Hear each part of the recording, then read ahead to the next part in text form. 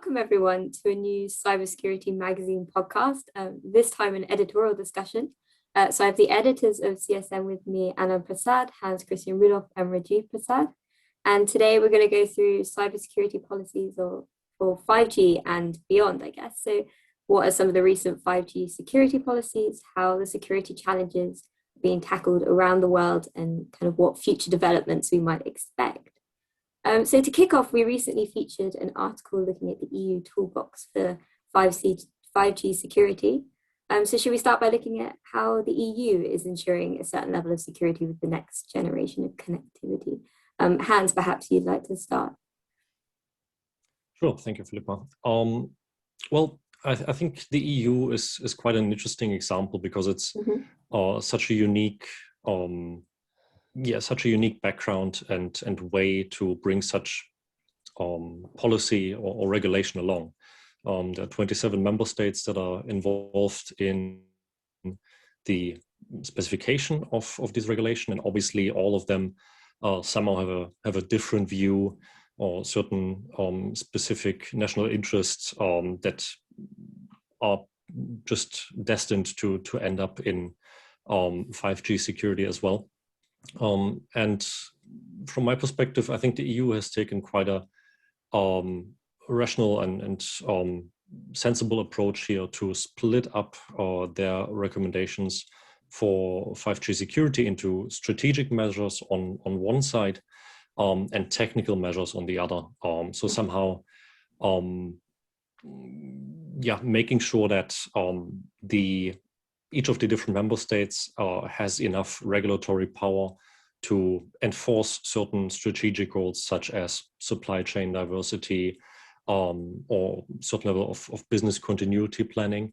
And on the other hand, with the European Agency for Cybersecurity, ENISA, acting as a entity to coordinate a lot of efforts amongst the member states, and also writing concrete technical guidelines to bring along a certain baseline security, if you will. So we did that article, I guess, about the toolbox. Just, I guess, can you summarize what some of the key initiatives there are at the moment, or maybe some really recent ones that people should be aware of? Well, I would point out one of the things that is currently under active development, and that is the 5G security certification. Certification only being one supporting action of the 5G toolbox. If our listeners want to look that up, I encourage you all to read the article that goes into more detail on that. But speaking of this certification scheme, ENISA has taken the lead here to create a certification scheme specifically targeted on these kinds of networks, taking into account input from different stakeholders, and ensuring that there's a even level or an even playing field for technology suppliers for 5G networks, and making sure that if a certain supplier has been accredited against one of these profiles, there's a comparable, or there's basis for comparison in each of the member states. Now, I should mention that development has just started, and it's to be expected that that will take some time until the certification scheme actually is implemented and enforced, but it's certainly a step in the right direction. I have a point regarding the certification and the way a single region of the world takes initiative. Obviously, someone needs to take the lead. But I'm wondering how effective is such measures if it's limited to a region, because 5G is effectively being deployed across the world. It is a global network, if you think of it. Then how can one keep it secured and keep the stakeholders secured and those who are participating in providing services in 5G? How can we guarantee that they have not been compromised? So how does the rest of the world participate in this? Yes, so maybe a couple of points here. If we step back, it's that why are we talking about cybersecurity and 5G policies at all, and why didn't we talk about it earlier in the generations here? Mhm. So if you look at as we moved from first generation towards this fifth generation of communication system, we are seeing that in many ways the technology advanced, and with that technology advancement, we are at an era now when everything can be digitalized, yeah, or is it digitized, yeah, and 5G is the means that can bring connectivity to all of them, okay, and at the same time moving in this direction with the technology enhancements in all parts, it meant that many of the technologies merged together, and 5G specifications therefore started using very standard technologies that are out there, and that's commonly known by everyone, like cloud and any other IT kind of solutions, which is going down all the way to the radio part of it. Yeah. So all this digitalization, all this connectivity, and then at the same time, this technology enhancements goes to everyone. That means different kind of attacks, also potential attacks and attacks already happening in the world, means that one has to think about some regulations to secure and safeguard everyone. And coming to your point, I think as we go ahead, we'll discuss more, but EU, that toolbox aspect that Hans mentioned, and the article is also there, is one thing, but there are also other activities going on around the globe. Yeah. In US, India, potentially in China, Australia, Russia, every different nation of the world is probably doing something. And your question is quite right. There should be a global level discussion and agreement on how to have a common solution out there to set the base, because security is lifeline. It will become even more lifeline for everyone because it now touches safety even more so, yeah, as we talk about this connectivity and digitalization.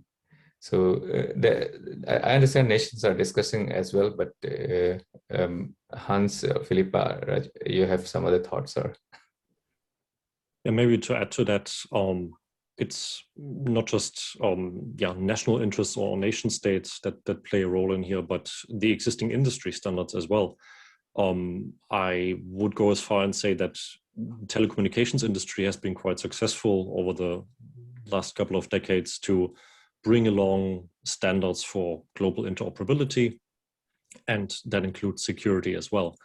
And if we look into the security standards and security assurance part, there's obviously the 3GPP standards, sort of the basic security functionality that is required from a mobile network, but also the GSMA network equipment security assurance specifications that are developed in tandem jointly with 3GPP as well. So I think in order to facilitate broad adoption of whatever is going to be the global standard, that needs to be taken into account as well. So you have the security, when you adding on to what Hans just said, when you talk about security assurance and industry bodies become important. Actually, regulations are coming up as we speak, as we discuss, but industry wasn't quiet. Industry was being affected by these cyber attacks, all kind of attacks, if you want to say, and therefore was developing many of these specifications all along, as just mentioned.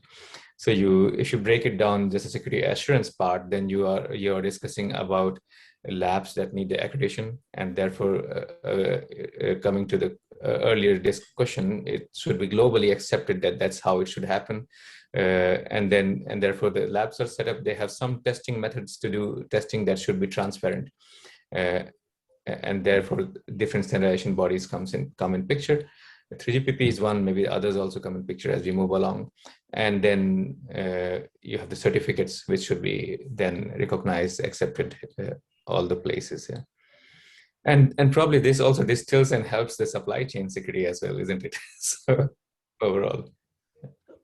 I'm curious, is this something that needs to be developed? Because by the sound of it, it does. it needs to be developed from scratch, its whole infrastructure of like regulations and policies. I suppose a lot of this already existed from the previous generations.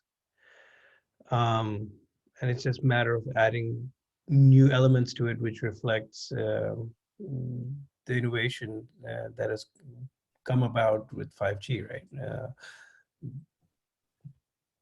Or this whole exercise that the governments are doing, and what we are talking about, that we should actually harmonize the policies and regulations and accreditations. Is that something that needs to be built from scratch? Maybe let me take a first hit at that and then pass on to the rest of the crew here. So, not everything, but still quite a bit. Yeah, that might be answer, a response. As I was mentioning, when it comes to the industry, if you look at the security assurance side, quite a bit was already happening. Yeah. And when it comes to the overall mobile communication side, there was some kind of regulations out there, but not all not all details as we are discussing about today. Yeah.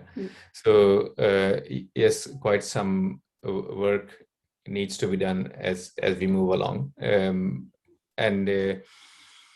quite a bit of it from industry side can be picked up and applied.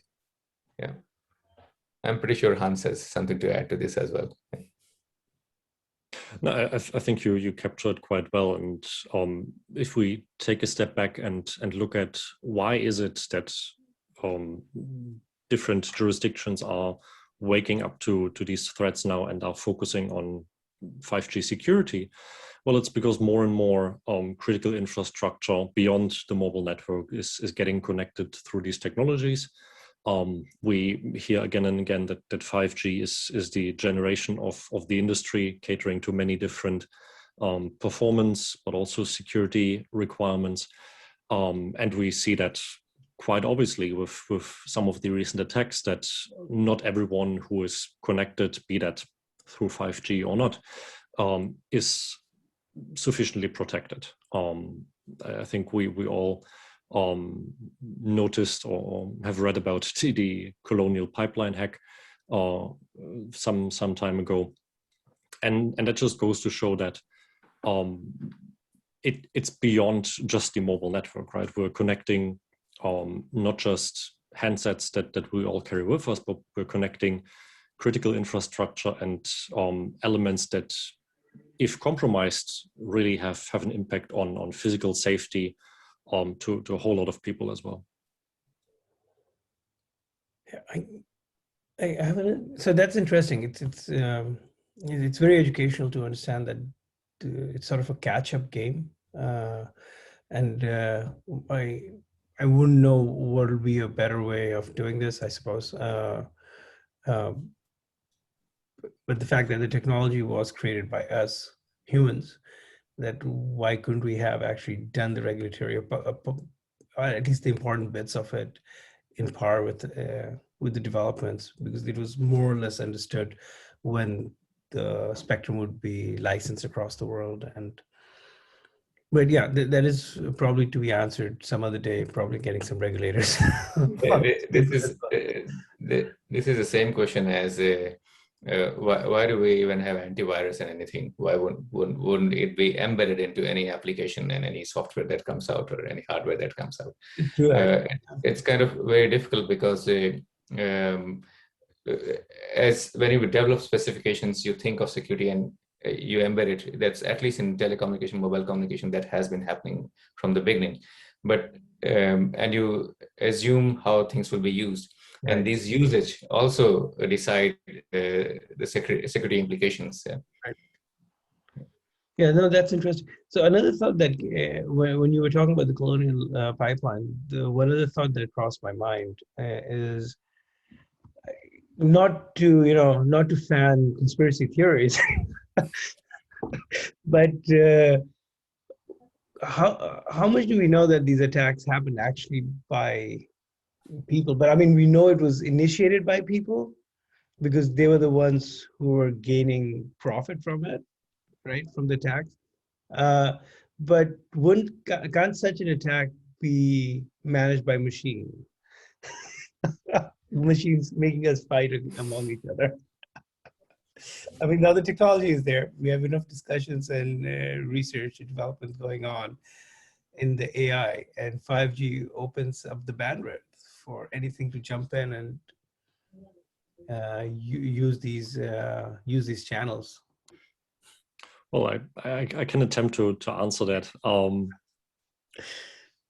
And I'm sticking to the example of 5G here.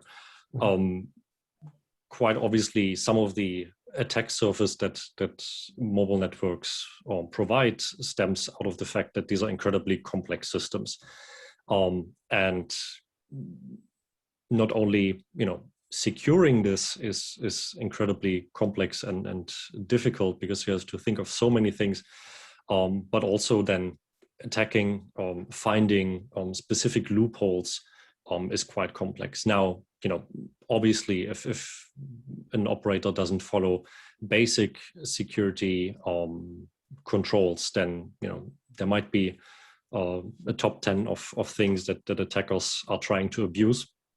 If you go beyond that, and if you have to chain certain exploits, have to chain certain attacks in order to get to your eventual target, whatever that might be, that takes a lot of experience, and it takes a lot of careful action, because again, most likely operators around the world have deployed some kind of basic security controls that might tip attackers off at some point in time. So if you're attempting to break into such a relatively well protected system, you better know what you're doing. And I'm not quite sure whether the AI capabilities are there already. Yeah. But I think we can expand what Rajeev asked just now a little bit, or I want to do that. Let's say that. So, Rajeev, you talked about AI, machine learning, and then automation of attacks. Yeah. And rightfully, as Hans was saying, limiting into our discussion here on 5G. One can sit down and do that, yeah. But conversely, you could also say, and I'm shifting your word more towards automation. Then can be utilized also for protecting things, yeah. And allow me to shift the discussion a little bit as we are talking here. So what happens with this is. I mean, AI, usually when you talk, many people themselves, they say that they don't understand how the decisions are happening. So you do need some transparency over there. But you could utilize some of these algorithms, some machine learning, and some AI and human being also, you'll never lose that, to provide extra protection, security measures, and automate things. Yeah, for example, some attack happens, some of them can be automated. How to recover that, respond to that incidents. Yeah, you could utilize some kind of automated tools. Yeah, and they're already out there without saying names, to do testing of the security of the codes, not security codes, any of the code that comes in. Yeah, we are talking about cloud era. You can do the same thing for any of the products that come in. Yeah, and now we are touching about supply chain security, and we can go into details of these as well. And you can also consider the whole security controls of people, process, technology. Yeah, and teaching some people, having the process that could be again automated, and then putting technology wise to give further protection. So I have twisted your question a bit, but there could be the other side of it, and not necessarily that you need to say AI, machine learning and stuff, but simpler ways and algorithms and means to protect as well. To bring the conversation back a little bit to security policy globally. So we were talking about the challenges about how it is needed for more of a global approach to this rather than nation specific. I was wondering, we were talking about the EU toolbox and how they're trying to bring the states kind of more aligned to each other, the member states, sorry. I was just wondering what other kind of initiatives there are around the world to do a similar thing. Are there organizations or initiatives to kind of create more global standards for 5G security specifically? If we talk about global standards or standards that attempt to address the industry as a whole, or not just a specific geography, it's mostly 3GPP and GSMA that really do a lot of work in this area. Now, there are some states that have been very active and very vocal about 5G security, EU being one of them. We have the US that has a bunch of material also out there on their 5G strategy, but also, for example, the UK and CSC specifically that have put out a lot of guidance around this topic. Anand, I don't know if there's anything else that you want to mention, any other examples that we should shout out. Yeah, I mean, I think I'll say the same, GSMA and 3GPP when it comes to standards and specifications. The beauty being that 3GPP making the specifications that is widely accepted, and that becomes standards around the globe. Yeah, kind of everyone is accepts that. That's how the products are based.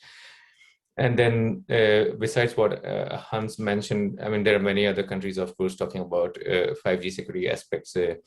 India is saying things as well. If I remember correctly, and I might need to be corrected later on, but I think Australia and then other countries, several other countries also are discussing about that and coming up with proposal. And my assumption would be that this is just an assumption, towards the end, countries might have flavor, but very much this industry accepted ideas or ways to do things should form the base. Yeah, if my assumption goes wrong, then that will become a recommendation to the global policymakers and industry to do that. Yeah.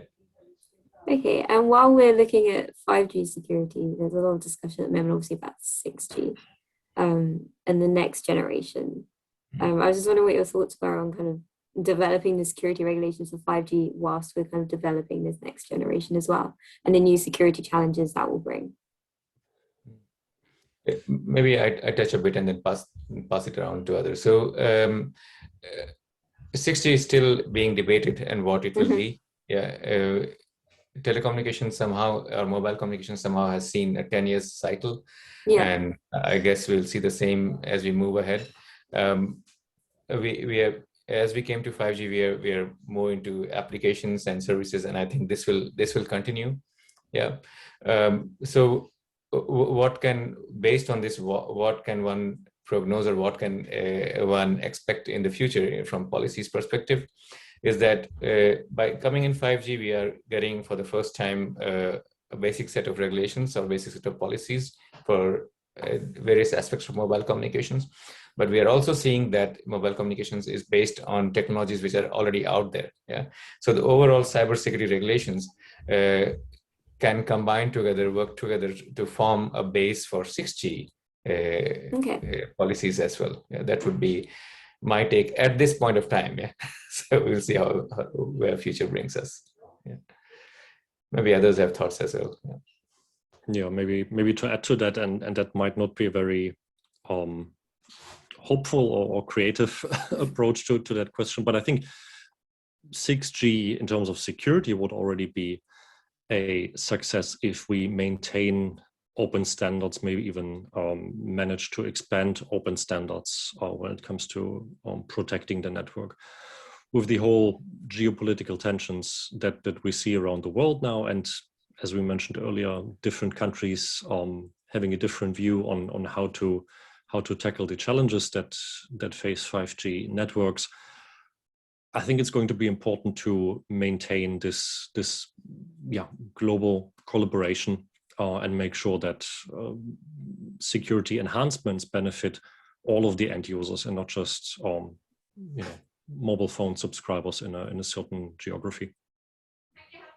Yeah, actually, if you think of it, Hans, the last sentence you said, uh, it is impossible that there is benefit for only one part, given the connectivity that we live in. So maybe that's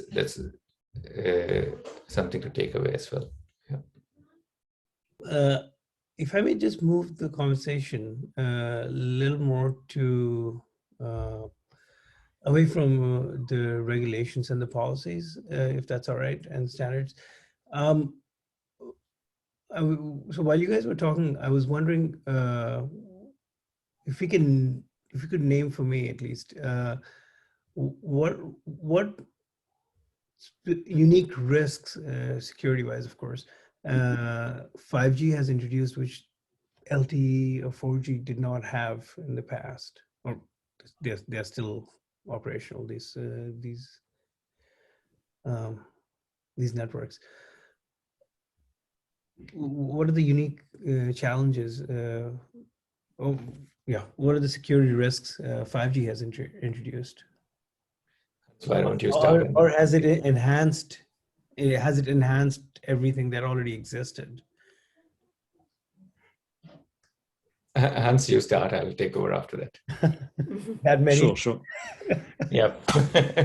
Well, if I had to limit it to one aspect, I would say the single piece that sets 5G apart from previous generations is really the immense interconnection to different kinds of partners, verticals, that will be a major concern and a major thing to worry about for network providers as we go along, because it's not just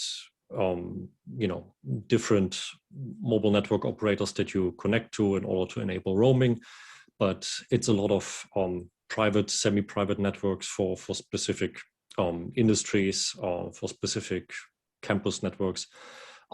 It is platform providers. So for example, we see specifically in the area of mobile edge computing, these companies teaming up with the hyperscale cloud providers like Amazon or Microsoft in order to get closer to the subscriber and provision services that are particularly performance critical.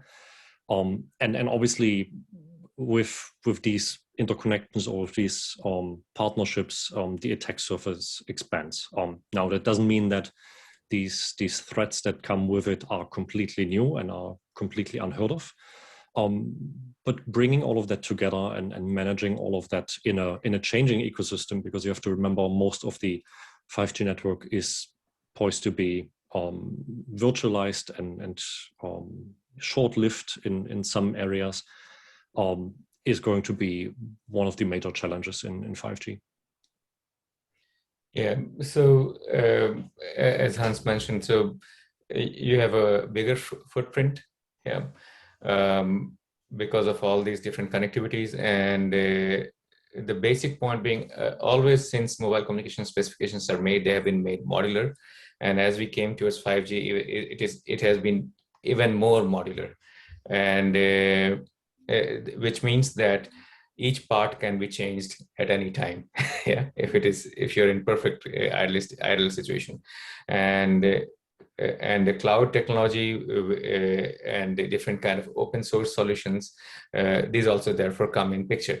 Yeah, and these things come in picture as also being just mentioned in different words in the radio access network side, which we are hearing more and more as open RAN technologies. Yeah, and therefore, if you ask about the threat surface, it just becomes bigger in many different sense. Yeah, because of the modularity, because of using of the shelf technology, because of using the open, commonly known technologies by everyone, and therefore it can be easier to attack and things like that. And then the other side is, of course, the business model, as was being mentioned. Do you have the private cloud, or do you have a public cloud here? And therefore, many different venues of attacks come in picture.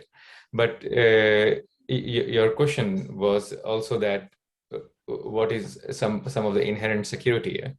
And if you look at it from standards or specifications perspective, there are several things. I'll just pick up one or two. One is the privacy enhancement. The other one is the roaming security aspect. But always when you move to a new generation, you try to enhance things that were out there. You do issues that were out there, and you do further analysis and try to bring new security solutions based on that. But let me, instead of putting on that part, saying on that part, if I say on the rest of the part, on the cloud and other aspects, security solutions for these have been out there for a while. Issues are, as we discussed, will be there in any solutions, any standard would come out with, but there are solutions, existing solutions out there. Many things in the world are working with these technologies. So of course, the one who is deploying and designing has to take care of security properly, but still adequate security is possible. Of course, there's always a balance. Yeah, but it sounds of creating security awareness and the education around 5G seems to be a very complex undertaking, which needs to be done. But the fact that all the elements that are involved in it. So I take it from Hans's point that, yeah, the interconnectivity has grown beyond exponential, I imagine, because of Internet of Things. And so, and the fact that you have concepts which we have talked about previously, 5G Open RAN, where we're becoming a network operator has become, I don't know whether for a layman like me to say easier, but made it more feasible for any player to actually set up a network which they can use to service others. So, so I guess multiple questions that immediately comes to mind. I mean, we talked a little about supply chain security. So questions about, yeah, how do you tackle that? Or is that question too broad to even consider for now? Or do you look at very specific things, and as these things arise, you tackle them? It almost sounds as if we're playing a chess game, but the board keeps on extending, right? And the extension and 5G has just is the steroid that propels the growth of the game, basically, of the board. So now you have multiple moves which you previously didn't have. You knew the size of the board, and more or less, I'm guessing that there was awareness among the experts and people are associated with these in this technology of what could happen. But this 5G has obviously, while it's a blessing, but it has the other side of it, that the board has increased, the risks have increased.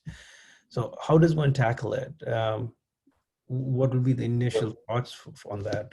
So you actually touched 2 points about this overall security and then also awareness. Awareness about security is a topic in itself, and we should discuss in details about that. Many of the basic things should be brought to everyone, every person in any company and in the society as well. I think as Cybersecurity Magazine, we are trying to do that on many different aspects. Yeah.